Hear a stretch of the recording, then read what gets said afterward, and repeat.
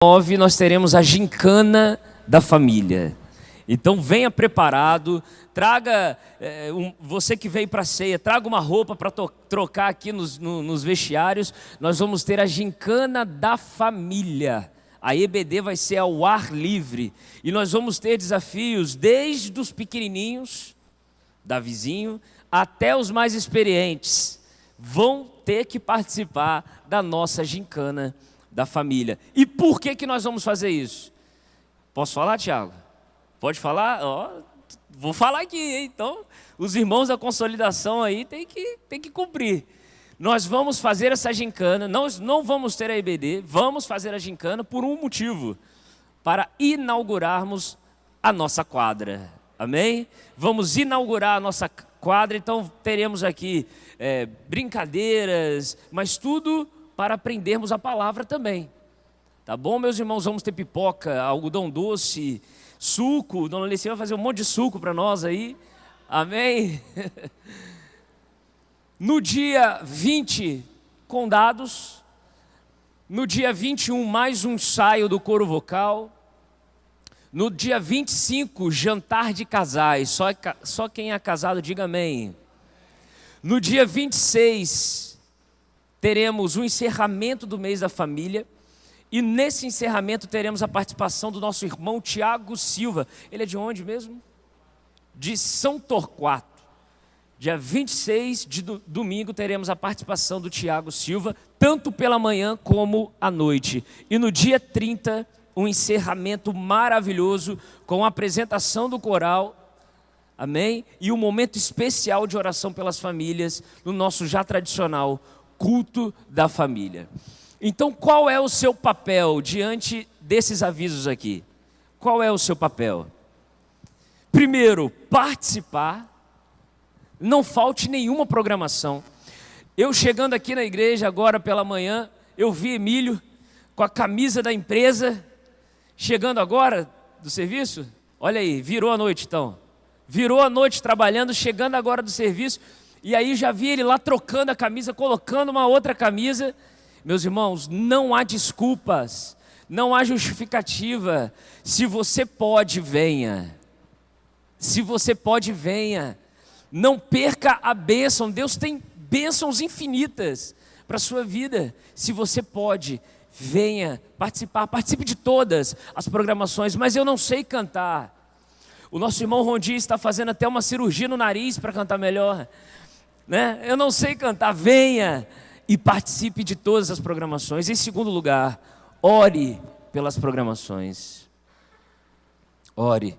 Quando você entrar aqui, sempre ore pela liderança da igreja, ore por quem está pregando, ore por quem está ministrando, ore pelas programações da igreja. Seja um guerreiro de intercessão. Em terceiro lugar, convide alguém. Nós desenhamos artes, nós criamos artes, textos. Então compartilhe nas suas redes sociais. Deixe que as pessoas conheçam mais Jesus nas suas redes sociais, na sua vida, do que você mesmo. Amém? Dito isso, vamos abrir a palavra do Senhor em 2 Crônicas, capítulo 15, capítulo 14, no versículo 11. Nós não vamos projetar esses primeiros versículos, mas pode pôr o estudo na tela, Josué.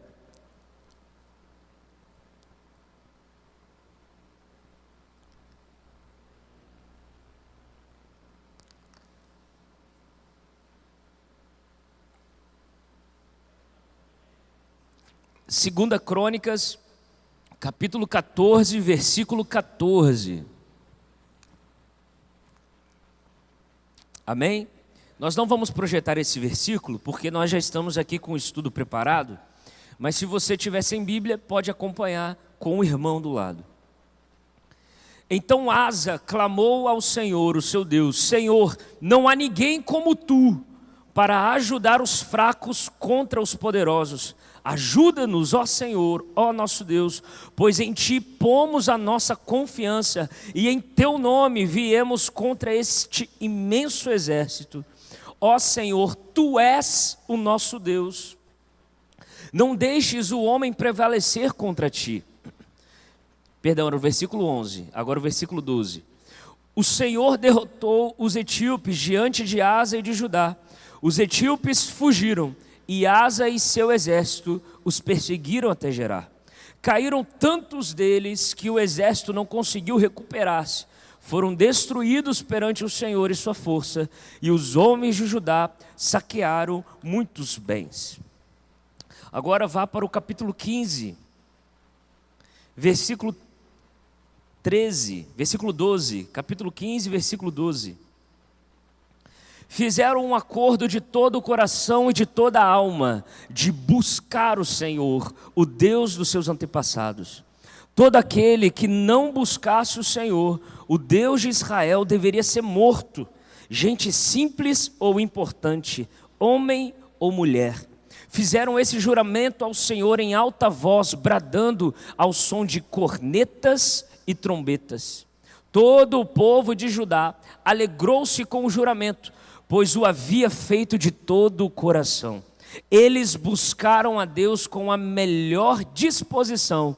Ele deixou que o encontrasse e lhes concedeu paz em suas fronteiras. Amém? O meu objetivo aqui, essa manhã, como o professor dessa manhã, é fazer com que você saia desse estudo bíblico dizendo de todo o coração, podendo falar como o rei Asa: não há Senhor, não há ninguém como tu, tu és o nosso Deus, tu és o nosso Deus. Eu quero começar essa manhã fazendo uma pergunta. Será que você hoje pode dizer: não há ninguém como Deus, tu és o nosso Deus? E a grande pergunta e o estudo dessa manhã, nós estamos falando o mês inteiro sobre adoração, restaurando a adoração. Mas para entendermos de fato o que é adorar, nós precisamos conhecer aquele a quem adoramos. Porque as pessoas adoram o dinheiro, adoram os bens, as pessoas adoram outras pessoas, mas nós adoramos ao Deus eterno, ao único, ao imutável, o Deus que controla todas as coisas. E a grande pergunta que muitas pessoas até me fazem nos estudos bíblicos, e talvez um dia você já se fez essa pergunta, todos nós já nos perguntamos, desde os pastores mais experientes até quem é novo na fé, a grande pergunta é: quem é Deus? Se você vira para uma pessoa, para um amigo seu e fala para ele: você precisa aceitar Jesus, você precisa de Deus na sua vida, ele pode virar para você e perguntar: mas quem é Deus? E por que o seu Deus? Por que não o Deus dos muçulmanos? Para o budismo, Deus é uma energia. Para os índios, Deus é a natureza, a mãe natureza. Deus está no rio, está no sol, Deus está na chuva, Deus está na árvore, o Deus árvore. Para os egípcios antigos, Deus era, cada animal era um Deus. O Deus com cabeça de águia, Deus Ra. O Deus com cabeça de hipopótamo. Imagina você adorando a um Deus com cabeça de hipopótamo. Mas a grande pergunta é: quem é Deus? Porque para uma pessoa, para um rei dizer: não há ninguém como tu, tu és o nosso Deus, ao ponto de criar um decreto dizendo que quem não buscasse a Deus deveria ser morto, é porque Asa tinha uma profunda convicção de quem é Deus. Como que nós podemos adorar a Deus se nós não sabemos quem Ele é?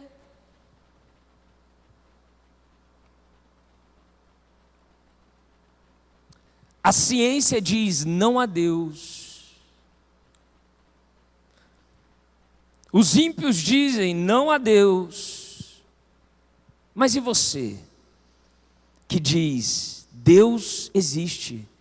Quem é Deus? Quem é Deus para você? E geralmente quando a gente faz essa pergunta, os cristãos respondem: ah, Deus é tudo.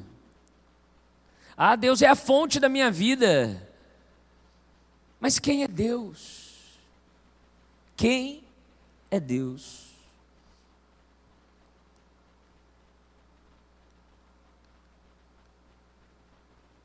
Pode passar, Josué, me ajuda aqui. Opa, voltou. Abra sua Bíblia comigo em Oséias, capítulo 6 e versículo 3. E o estudo dessa manhã é sobre quem é Deus. Então aperte os seus cintos, porque nós vamos voar nas asas da revelação de Deus. Oséias. Pode voltar lá no estudo, Josué.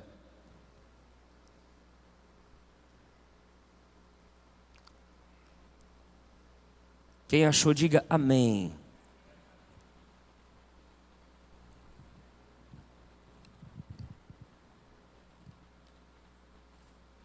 Oséias capítulo 6, versículo 3. Conheçamos o Senhor, esforcemo-nos por conhecê-lo. Tão certo como nasce o sol, ele aparecerá. Virá para nós como as chuvas de inverno, como as chuvas de primavera que regam a terra. Chuva é bênção, né, Tiago? Olha aí. Virá sobre nós, ele aparecerá. Esforcemo-nos por conhecer a Deus. Veja que a própria palavra de Deus, ela diz para nós que nós precisamos conhecer a Deus, e existe um esforço nosso de procurar conhecer a esse Deus. O nome disso é estudo, é busca. Quem é Deus, quem é Cristo, quem é o Espírito Santo, quem são os anjos? É conhecer a Deus. Quando perguntaram para Jesus o que é vida, Jesus respondeu dizendo: a vida eterna é esta, conhecer o Pai e ao seu Filho. Quer dizer então que a vida eterna é uma eternidade de conhecimento de Deus.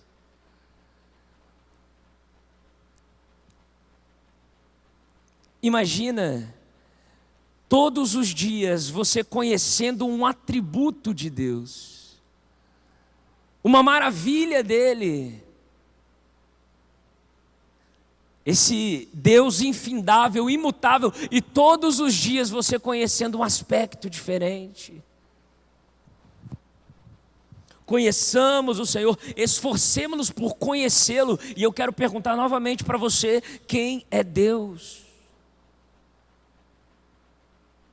Quem é o alvo da nossa adoração? Quando você fecha os olhos, quando você levanta as suas mãos, nós fizemos isso. Digno é o Senhor, sobre o trono está, soberano Criador. Quando você fecha os olhos, quem é Deus? Será que Deus é apenas uma filosofia? Será que Deus é apenas um conceito? Será que alguém criou Deus? Um ser humano lá atrás decidiu: vamos criar um Deus e fazemos com que todas as pessoas adorem a esse Deus? Por que todos os deuses com D minúsculo, diante do único Deus, eles deixaram de existir na história? Por que Zeus não é Deus? Por que Júpiter não é Deus? Porque o nosso Deus é Deus e o único Deus. Pedro, quando ele escreve a sua carta, ele diz lá: estejam prontos para explicar a razão da vossa fé. A razão da vossa fé. Quem é Deus? Em primeiro lugar, nós só conhecemos a Deus. E aqui nós vamos começar a resposta dessa manhã, desse estudo. Nós só conhecemos a Deus, nós só sabemos quem Deus é, porque Ele se faz conhecido. Porque Ele decidiu se revelar. Porque por nós mesmos, por mais que nos esforcemos para conhecê-lo, nós só conseguimos conhecê-lo porque Ele se revela para nós. Ele se revela. É como se fosse uma formiguinha. Você pode se ajoelhar ali na frente da formiguinha e falar: ei, formiguinha, sou eu, Zé Emílio. Mas ela nunca vai compreender. É por isso que em Gênesis, Deus fez o homem à sua imagem e semelhança. Por quê? Porque quando Ele falasse com o homem iria conhecê-lo.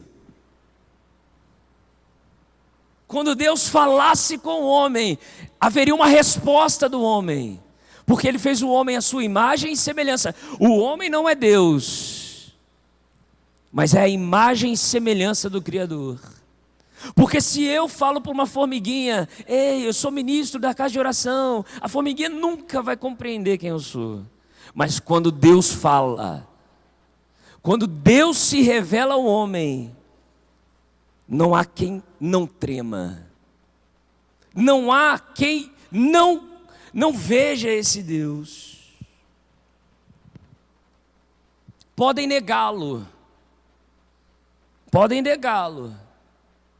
mas todos um dia, todo joelho se dobrará, diz a palavra do Senhor, ao Senhor Jesus. Então nós só conhecemos a Deus porque Deus se revela a nós. Glória a Deus por isso. Imagina, posso ouvir um glória a Deus? Imagina, meus irmãos, se Deus criasse os homens, mas se mantivesse oculto. Imagina se Deus criasse todas as coisas e deixasse o homem e ficasse oculto. Não, Ele é um Deus que cria todas as coisas, mas que se revela, se mostra. Essa é a revelação de Deus.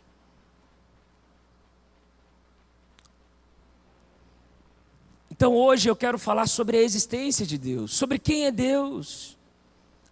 Jó capítulo 11, não precisa abrir sua Bíblia, só anote. Se você trouxe caneta, mas não trouxe papel, anote nas costas do irmão e depois fala: deixa eu levar a sua camisa, eu lavo para você. Jó capítulo 11, versículo 7 a 9 diz o seguinte: você consegue prescrutar os mistérios de Deus? Pode sondar os limites do Todo-Poderoso? São mais altos que os céus. Quem que é que você poderá fazer? São mais profundos que as profundezas. O que você poderá saber? Seu comprimento é maior do que a terra, e a sua largura é maior do que o mar. Aleluia. Deus está falando. Deus, Ele fala, Ele se revela ao homem. Então o primeiro passo para saber quem é Deus é enxergar a revelação de Deus.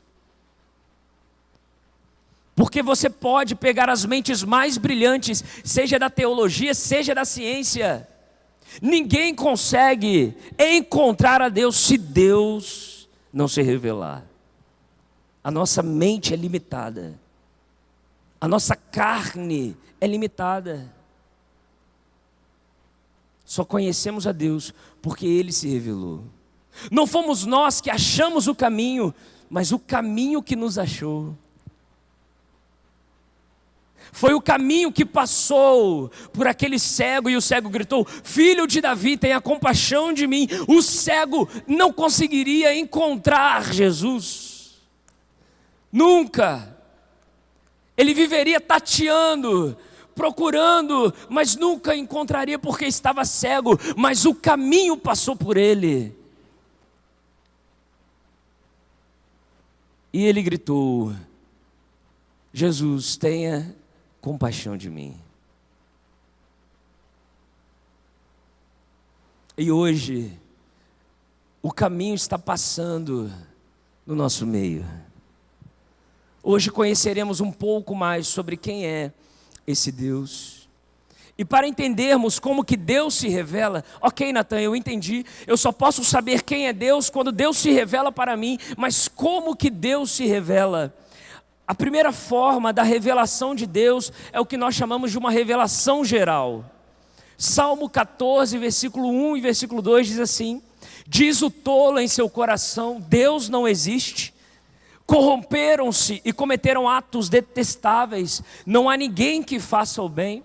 O Senhor olha dos céus para os filhos dos homens, para ver se há alguém que tenha entendimento, alguém que busque a Deus.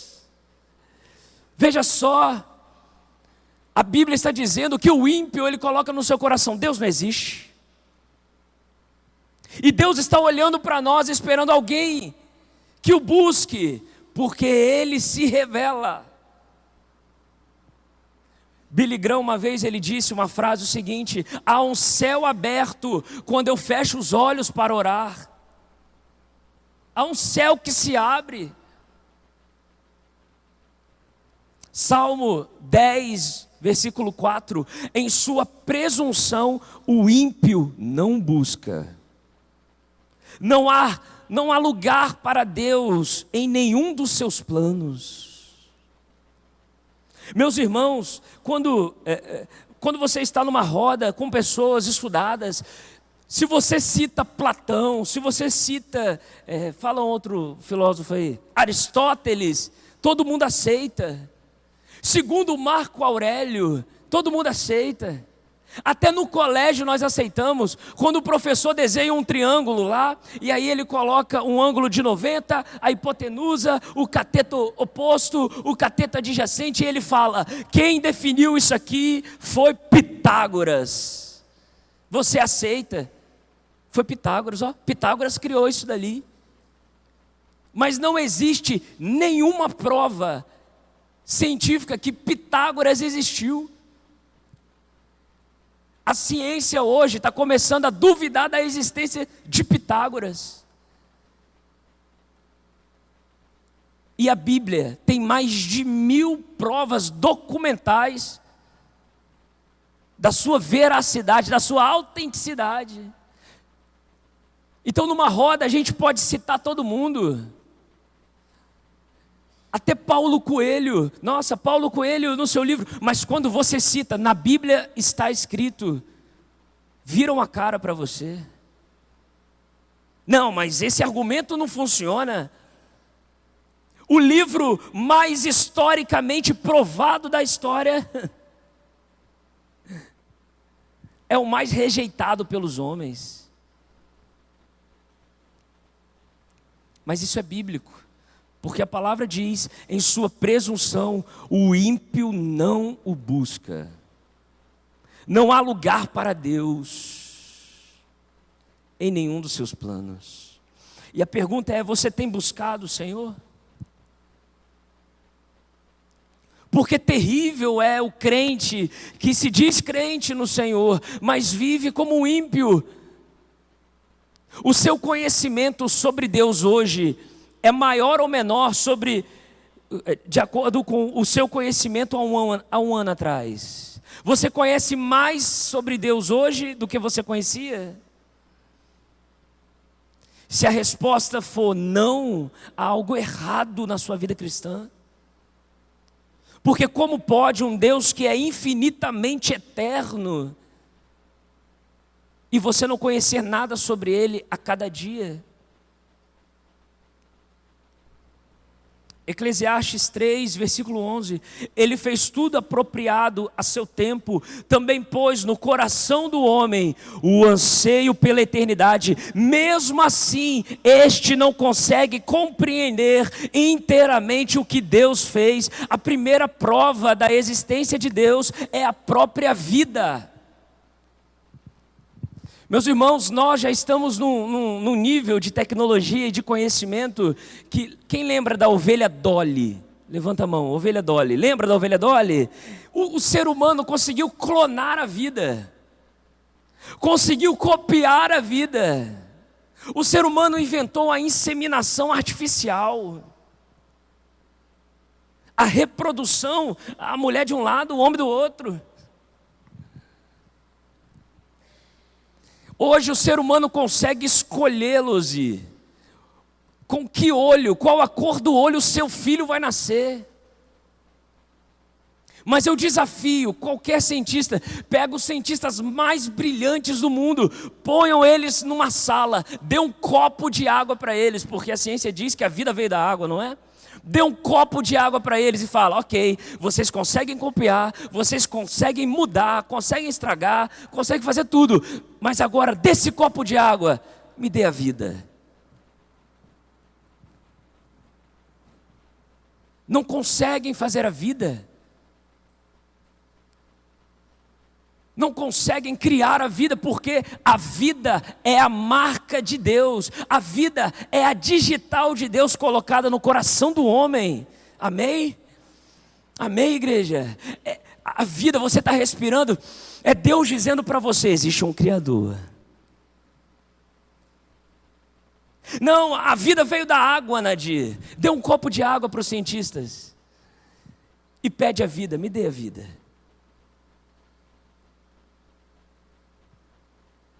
O ser humano consegue clonar, mas será que ele consegue, dentro de uma barriga de uma mulher, fazer osso surgir? Um osso, nervos. A vida em si é a marca de Deus. Ninguém deseja morrer. O ser humano, ele busca pela felicidade, ele busca pela alegria, ele busca pela paz. Por isso que a depressão é uma doença tão terrível, porque a depressão atinge essa marca de Deus, a pessoa não quer mais viver. Todos nós queremos vida. Todos. E toda criatura deseja vida. É Deus dizendo, ei, existe um Criador. E Salomão entendeu isso, ele diz, também colocou no coração do homem o anseio pela eternidade. Salomão entendeu isso. E você, será que entende que cada batida do seu coração é Deus dizendo, ei, eu existo. Existe algo a mais, infinitamente a mais. Salmo 19, versículo 1 diz, os céus declaram a glória de Deus, o firmamento proclama a obra das suas mãos. Então quando nós saímos do coração do homem e passamos a olhar para a natureza, a gente enxerga Deus, Deus está se revelando. Os céus declaram a glória de Deus, e veja que a natureza, ela proclama a obra das mãos desse Deus. Das mãos, porque Deus é tão grande e tão eterno, que a natureza aponta as mãos do Senhor. Essas mãos que tiraram Pedro daquela água, quando ele estava se afogando, essa mão que tocou naquilo que não podia tocar, no esquife daquele jovem morto, essas mãos que foram furadas. Essa mão que, de acordo com o profeta Isaías, tem o nosso nome escrito nela. E a natureza está revelando. Quando você olha o sorriso de uma criança, você vai dizer, não há Deus? A posição da terra, a terra está na posição exata do universo inteiro, para que só aqui tenha vida. A lua é 400 vezes, está 400 vezes distante do sol e 400 vezes distante da terra. Isso é uma proporcionalidade, tanto que quando acontece o eclipse, o que dá? A lua fica do tamanho exato do sol. A lua fica do tamanho exato do sol. E a ciência diz, isso aí tudo foi aleatório. Isso aí tudo é probabilidade. Isso aí tudo é uma soma infindável de acontecimentos aleatórios. Não há Deus. 19:1, já li. Mas além dessa revelação, além da revelação geral, que é a vida em si, que é a natureza, nós também temos uma revelação específica do Senhor. A primeira revelação específica é a própria Bíblia. Deus, Ele cria todas as coisas, Ele coloca a vida no homem, Ele cria os céus, mas Ele fala com o homem. Ele fala, e essa fala de Deus, essa conversa de Deus com o homem é chamada de uma revelação específica. E aí você começa a entender por que Deus escolheu alguns homens e falava com esses homens. Quando você começa a ler a Bíblia, você vê e Deus conversando com Adão, depois Deus conversando com Abraão, conversando com Noé. Natan, por quê? Porque Deus estava se revelando. E aí a história vai passando e Deus vai falando com o homem. Depois Deus leva o homem a escrever tudo aquilo. A Bíblia, eu já mostrei aqui na igreja em um estudo sobre a Bíblia tem mais de 67 mil referências cruzadas ao longo de milhares de anos. Como pode um ser humano ter criado tudo isso? 40 escritores diferentes. Por milhares de anos, Deus falando, escolhendo homens específicos. E Deus se revelando, e nós vamos ver. Já nós vamos ver. Deus se revelando de diversas formas ao homem, falando com o homem. Escolheu um profeta, falava com o profeta falava com o povo. Além da vida em si, além dos milagres, além da natureza, Deus escolhia homens e mulheres também e se revelava para eles. Até que, em Malaquias capítulo 4, no primeiro versículo do último livro da Bíblia, Deus vira para a nação de Israel e fala: eu sempre amei vocês. E aí a nação de Israel responde: como nós podemos saber que o Senhor nos ama? Pera lá, né? Esse tempo todo fazendo milagres, se revelando, falando, salvando, curando. E no último livro da Bíblia, a nação de Israel ainda não sabia quem era Deus. Como que nós podemos saber que o Senhor nos ama? E aí Deus decide, mais uma vez, se revelar. Na verdade, já fazia parte do plano de Deus, desde a eternidade, se revelar dessa forma. Então Deus se revela com a vida. Estão acompanhando, amém? Deus se revela com a vida, Deus se revela com a natureza, Deus se revela com a palavra, com os profetas. E quando chega o Novo Testamento, Filipenses capítulo 2, o próprio Deus, Ele toma a forma humana, Ele toma a forma de carne. E Paulo, escrevendo aos Colossenses, isso daqui é magnífico, meus irmãos. Paulo, escrevendo aos Colossenses, diz que em Cristo, em Jesus, está toda a plenitude do conhecimento de Deus. Deus veio se revelando, se revelando, se revelando, se revelando, mas em Cristo está todo o conhecimento de Deus que nós podemos alcançar, está em Jesus. Ele é a plenitude do conhecimento, nele habita corporealmente toda a plenitude da divindade. Em Cristo. E aí você vê que mesmo a ciência dizendo que Deus não existe, hoje é consenso que Jesus existiu.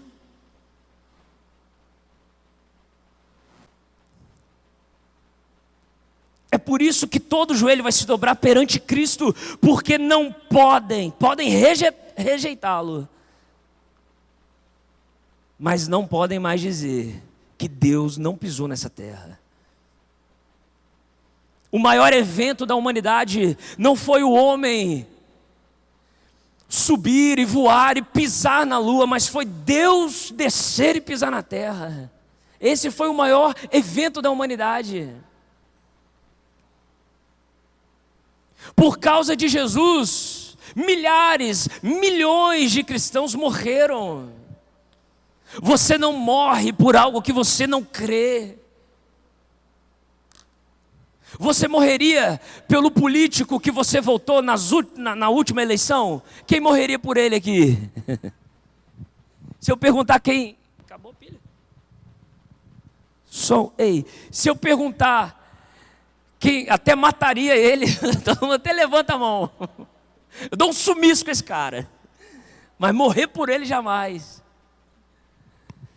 E lá estão os 12, na verdade um negou e se matou, que é Judas, né? Mas lá estão os apóstolos, cada um morrendo de um jeito diferente. Morrer por alguém, por um homem em que você não acredita. Quem teve essa ideia? É porque Paulo vai escrever o viver, vida, para mim é Cristo. O morrer, quer me matar? É lucro, eu ganho.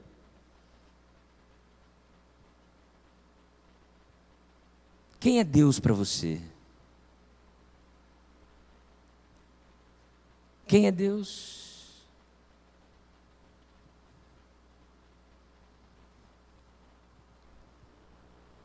Romanos 8, versículo 5, mas Deus demonstra seu amor por nós, Cristo morreu em nosso favor, quando ainda éramos pecadores. Um Deus que não precisava provar nada, que se revelou de diversas formas, Ele decide, eu não preciso provar, mas eu provo por amor.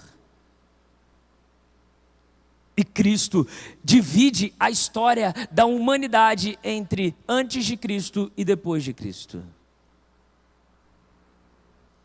Mas bom, nós já entendemos como que Deus se revela. Mas quando Deus se revela, o que nós conseguimos enxergar? Quando Deus se revela para nós, o que nós conseguimos ver? O que nós vemos? Então nós vamos, nesse momento, entrar nos atributos de Deus. Eu sei que se eu perguntar aqui quais são os atributos de Deus, você fala santo, eterno, amor, mas agora você vai começar a ver e enxergar os atributos de Deus, tendo como plano de fundo, a revelação de Deus, como Deus se mostra.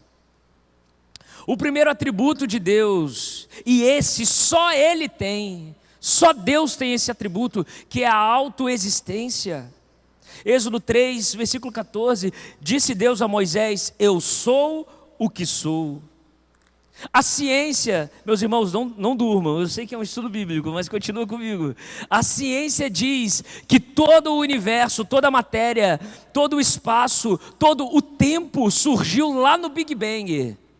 Um determinado momento na história do universo, todas as coisas estão colocadas em um minúsculo pontinho, e ali tudo, toda a gravidade, toda a matéria, todo o tempo, aquilo ali expande numa velocidade acima da velocidade da luz, e ali surge a vida, surge os planetas, surge todo o universo. A ciência diz isso. Diz que o tempo, a matéria e o espaço começou nesse minúsculo tempo, mas vem a palavra de Deus e diz que Deus é Espírito, que Deus é eterno e que Ele é onipresente. Isso é, ok, se você diz que a matéria surgiu ali, que o espaço surgiu ali e que o tempo surgiu ali, o que havia antes dessas coisas existirem não poderia ser material, não poderia ser temporal e não poderia ser espacial, porque se tudo isso surgiu ali, o que existia antes deveria ser diferente. E vem a Bíblia e diz, Deus é Espírito, está além da matéria, Deus é onipresente, está além do espaço, e Deus é eterno, está além do tempo. Então a própria ciência diz, existe um Deus antes de todas as coisas. Ele é autoexistente. Ele é imutável. Porque imagina se você adorasse a um Deus que muda. Se Ele muda, Ele não é perfeito. Agora, se Ele não muda, Ele é perfeitamente perfeito. Imutável. Malaquias 3:6, de fato, eu, o Senhor, não mudo. Por isso vocês, descendentes de Jacó, não foram destruídos. Obrigado, meu irmão. Deus não muda. Imagina se Deus mudasse. Imagina como seriam as nossas orações com Deus a todo tempo mudando. Deus é eterno, eu já disse. De eternidade a eternidade, Tu és Deus. Deus é onipresente, eu já disse. Se eu subir até os céus, lá estás. Se eu fizer a minha cama na sepultura, também lá estás, meus irmãos. O termo para sepultura aqui, quem sabe? EBD, quem sabe qual é o termo? A gente sabe, você sabe, é o Sheol. Né? Sheol é um outro nome também para o inferno, né?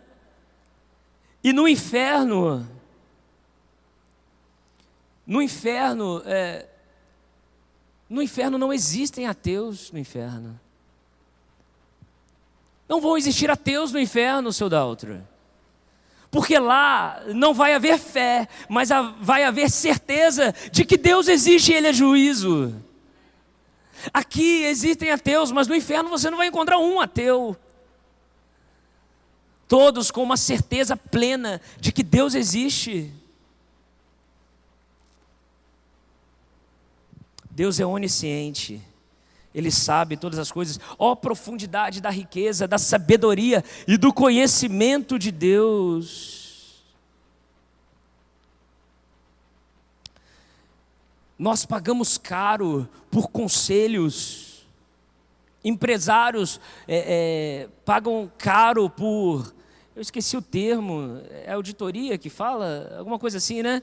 Uma auditoria, empresários pagam caro para auditores falarem para eles o que eles precisam fazer. E nós temos acesso ao Deus que tem todo o conhecimento. Deixe Deus ser o seu conselheiro. Deus é onipotente, Ele tem todo o poder. Mateus 19, versículo 26. Para o homem é impossível, mas para Deus todas as coisas são possíveis. Meus irmãos, o que é impossível para um Deus que tem Gênesis capítulo 1 no seu currículo? Quando nós vamos procurar emprego, nós colocamos no currículo inglês fluente. Você sabe falar the books on the table, mas está lá, inglês fluente. Você coloca lá, informática nível hard, absoluto, melhor, eu sou muito fera de informática, mas você não sabe fazer uma planilha no Excel. Aí você coloca lá, inteligência emocional, na primeira bronca você já chora.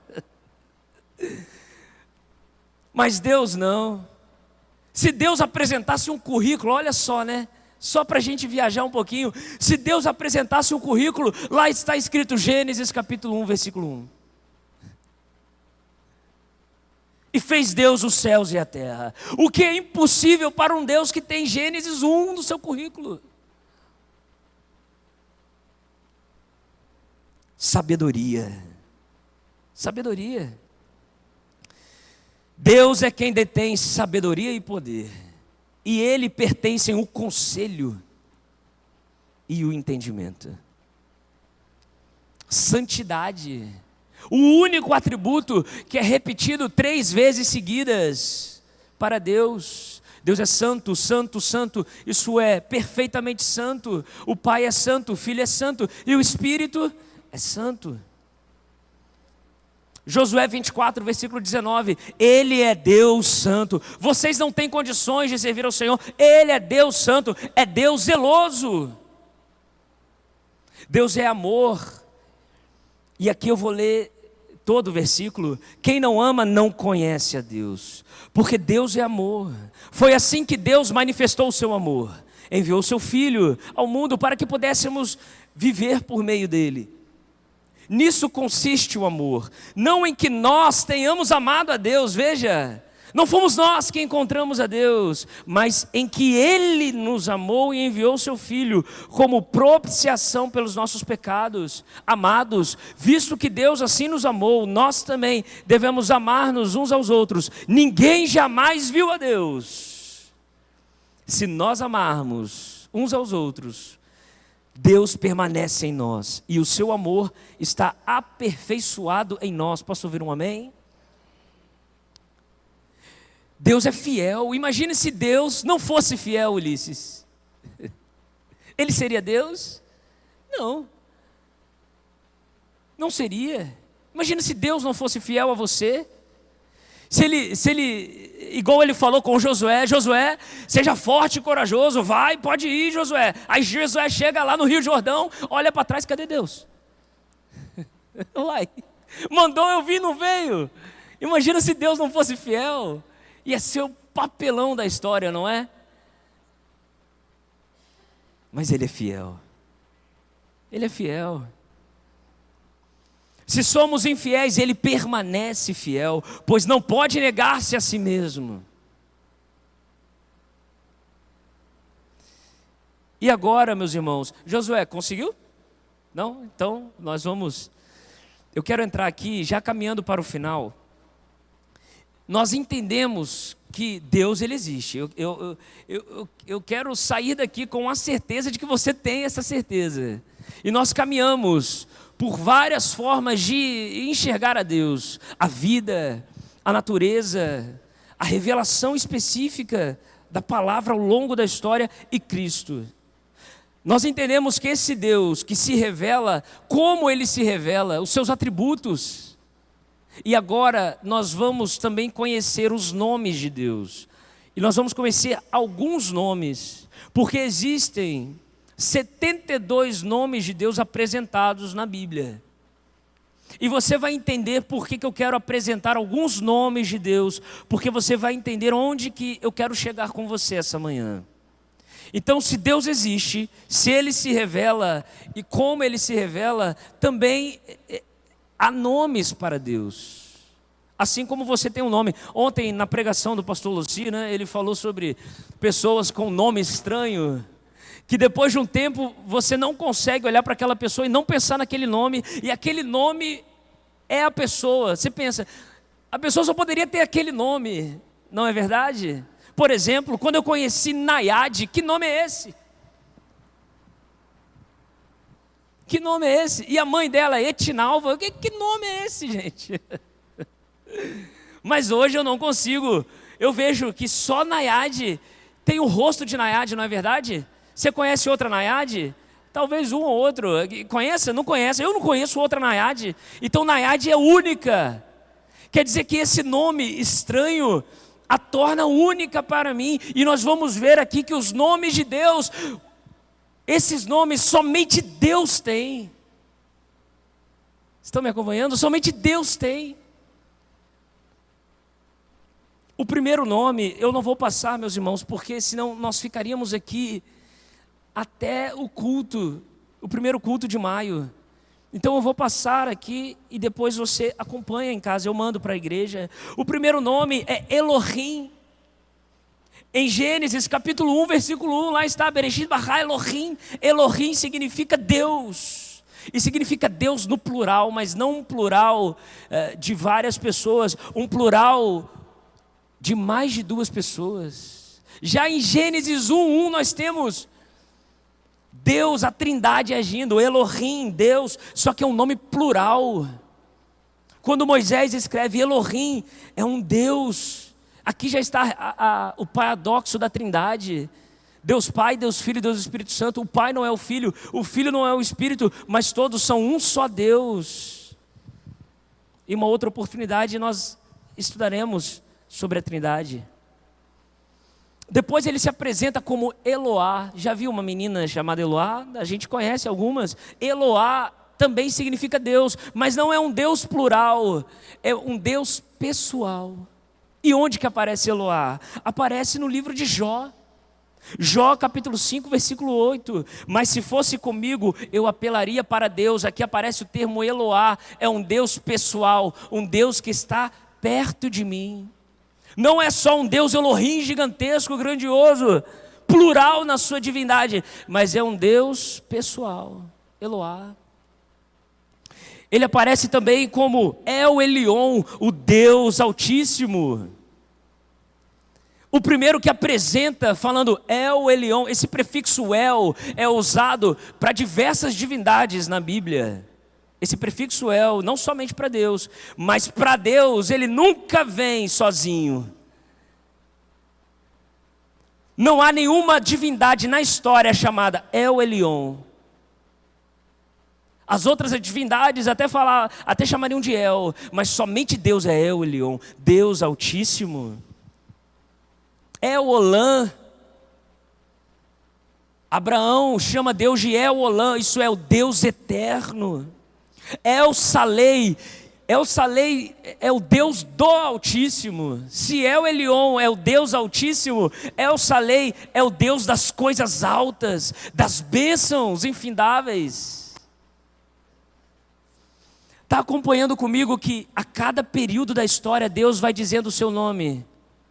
Vai dizendo, vai falando, El Elyon, El Olã, Elohim, Eloá, El Salei, El Roi, Agar, lá no deserto. Tu és o Deus que me vê, El Roi. El Nossi, o Deus que perdoa, o Nossi, Deus que perdoa. Elcana, que é Deus zeloso. Está lá em Êxodo capítulo 20, versículo 5. O Senhor teu Deus, sou Deus zeloso, Elcana. Não a cana que cortamos ontem, Luzi, lá, mas Elcana com que? Deus zeloso. El-Nemã, Deus fiel. El Shaddai, esse você sabe, Deus poderoso. Adonai, Adonai significa Senhor. E por que Adonai existe esse nome? O que é Adonai, Rondi? Daquele grupo, né? O que é Adonai? Adonai significa Senhor, porque o nome de Deus, o nome mesmo, o nome máximo de Deus, que nós dizemos Yahvé, ou Jeová, ou Javé, ou Yahvé. Na verdade, não há um ser humano que saiba como pronuncia esse nome, que é o nome pelo qual ele se revela para Moisés, lá na sarça. Ele fala, eu sou o que sou, é o tetragrama sagrado, o YHWH, que nós falamos Jeová, Yahvé ou Adonai. Todos esses nomes se referem a esse nome, o nome de Deus, que nenhum ser humano sabe como se pronuncia, nem o próprio judeu. Então quando você lê Adonai, ou quando você lê Senhor na Bíblia, no Antigo Testamento, saiba que por trás está se fazendo uma referência ao nome sagrado e indizível de Deus, que é o tetragrama sagrado. E aí esse tetragrama, muitas vezes ele vem acompanhado. Nós temos o Jeová Jireh, o Deus, o Senhor proverá. Lembra de Isaac?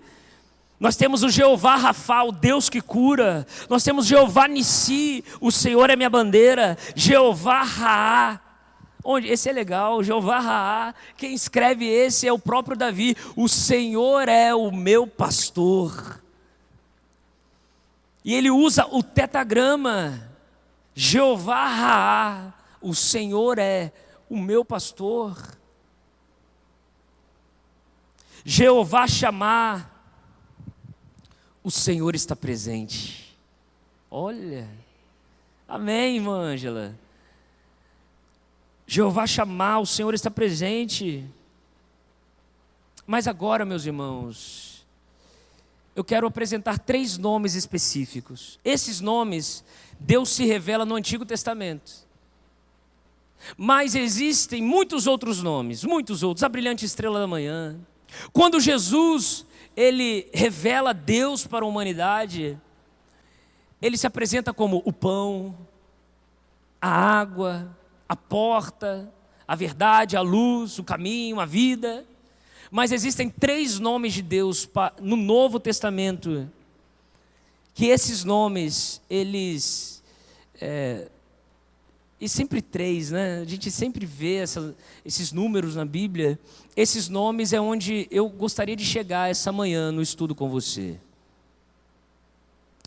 O primeiro nome de Deus no Novo Testamento apresentado é o termo Theos, que significa Deus.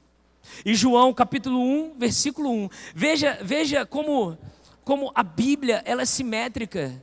Moisés, milhares de anos antes, escreveu Elohim. No princípio Elohim criou todas as coisas. E João, milhares de anos depois, escreve lá Deus, escreve Theos. E Deus, Jesus é apresentado como Deus. Ele é Deus. O segundo nome é que Jesus ele é apresentado como Senhor, Kyrios. E Kyrios é o nome grego para substituir, lembra de todos aqueles nomes que eu falei?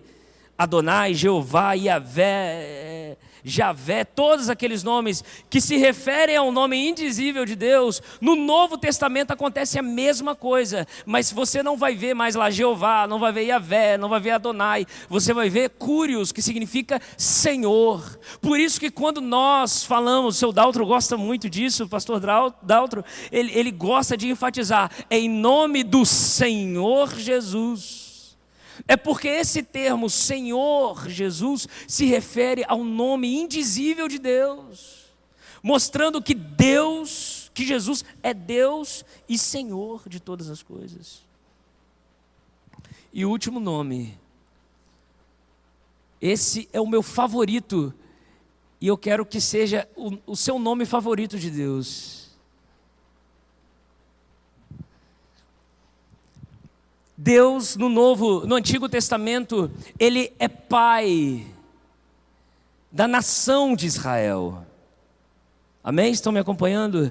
Ele é Pai da nação de Israel. Ele é Pai de todo um povo. Mas no Novo Testamento, Ele não é apenas Pai de toda Israel, e agora de toda a igreja, não. Ele agora é Pai de cada um de nós. Tanto que a oração de Mateus 6 diz, Pai nosso. O meu nome favorito de Deus está no Novo Testamento, quando quando Jesus, ele mostra o Pai, e Deus é chamado de Pater. O termo grego para Pai é Pater, daí vem paternidade. Ele é chamado de Pai. E por que esse nome é o favorito para mim? Se eu te perguntar o nome do seu pai, você vai me dizer. Você vai falar para mim o nome do seu pai. O meu pai é Nivaldo. E Nivaldo tem cara de Nivaldo, não é? Nivaldo. Qual o nome do seu pai, Jefferson? João. Né? Qual o nome do seu pai, Tayane? Qual é? Não é, gente, todos vocês erraram. Jefferson erraram, Tayane errou. O nome do seu pai não é Loci, o nome do meu pai não é Nivaldo, o nome do seu pai, Jefferson, não é João, o nome do meu pai é Pai. Nenhum filho chama o seu pai pelo nome.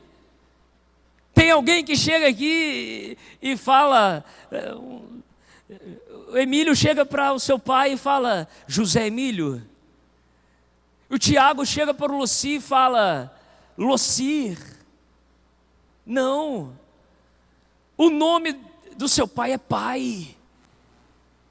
Esse é um nome, é o meu nome favorito, porque pai não tem outro nome, porque um pai ele protege, um pai ele provê, um pai ele se sacrifica, um pai ele é sempre maior para o filho. Quer dizer que esse nome Pai, ele junta todos aqueles nomes que nós lemos, todos aqueles nomes que nós vimos aqui na Bíblia, ele junta todos aqueles atributos em um só nome, Pai. E Cristo é chamado de o Pai da eternidade. Por isso que nós oramos ao Pai. E veja que Deus se revela.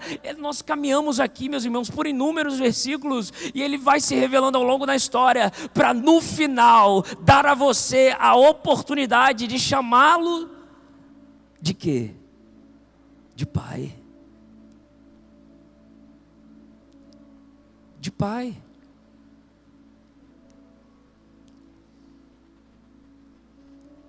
Consegue entender o conhecimento de Deus? E eu volto na pergunta inicial que eu fiz para você: quem é Deus?